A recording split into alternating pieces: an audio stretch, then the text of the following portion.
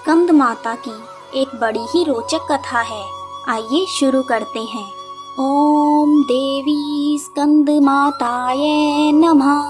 सती द्वारा स्वयं को यज्ञ में भस्म करने के बाद शिव शंकर भगवान सांसारिक मामलों से अलग हो गए और कठिन तपस्या में लीन हो गए। उसी समय देवतागण तारकासुर के अत्याचारों से कष्ट भोग रहे थे।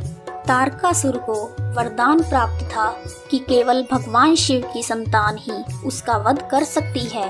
बिना सती के शिव की संतान नहीं हो सकती। यह सोचकर देवता भगवान विष्णु के पास मदद के लिए गए, लेकिन विष्णु जी ने उन्हें कहा कि इस स्थिति के लिए आप सब स्वयं ही जिम्मेदार हैं। अगर आप सब दक्ष प्रजापति के यज्ञ में भगवान शिव के बिना उपस्थित नहीं होते तो सती को अपना शरीर नहीं छोड़ना पड़ता। उसके बाद विष्णु जी उन्हें पार्वती माता के बारे में बताते हैं, जो आदि शक्ति माता सती की अवतार हैं।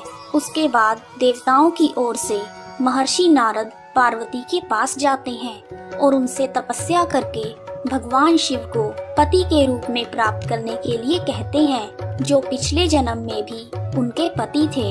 हजारों वर्ष की तपस्या के बाद शिव भगवान पार्वती जी से विवाह करते हैं। भगवान शिव और माँ पार्वती की ऊर्जा मिलकर एक ज्वलंत बीज को पैदा करती है।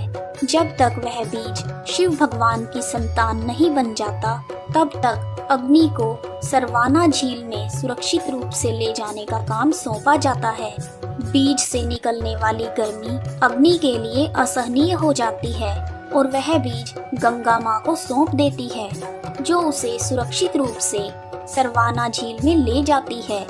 देवी पार्वती ने तब जल स्रोत का रूप धारण कर लिया ताकि वह बीज की सुरक्षा कर सके।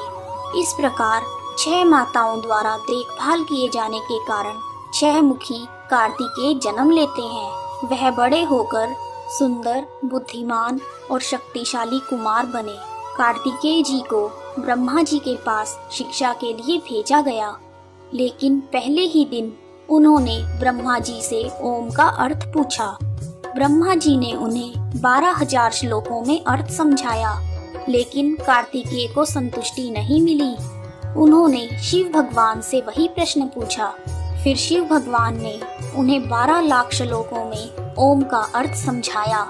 वहां से भी असंतुष्ट होकर उन्होंने स्वयं को 12 करोड़ श्लोकों में ओम का अर्थ समझाकर संतुष्टि प्राप्त की। शिक्षा प्राप्त करने के बाद देवताओं के सेनापति के रूप में उन्हें सभी देवताओं ने आशीर्वाद प्रदान किया और तारकासुर के खिलाफ युद्ध के लिए विशेष हथियार प्रदान किए।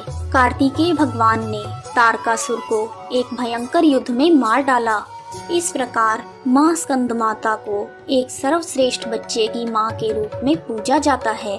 स्कंद माता की पूजा करने से भगवान कार्तिकेय की पूजा स्वचालित रूप से हो जाती है, क्योंकि वह अपनी माँ की गोद में विराजे हुए हैं। उनकी पूजा से सुख, शांति, समृद्धि और मोक्ष प्राप्त होता है।